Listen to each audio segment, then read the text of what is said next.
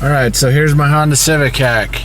The issue is that the spring,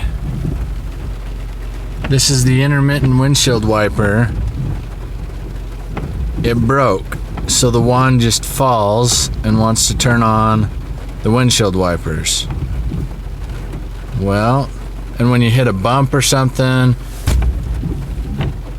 it pops down. So here's my solution. Simple. I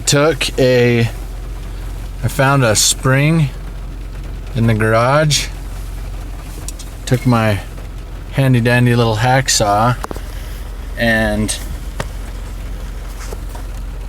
you can see right there I just notched out a couple of little spots for it. So check this out. Slide the spring into place.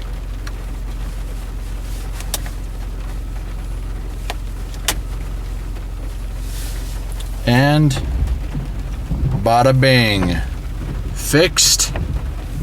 I've been dealing with this problem, like it broke like a year ago, and every time I hit the intermittent, then I have to hold it and let go of it ever so softly so that it doesn't fall down. But 5 minutes, still fully functional, and she's fixed.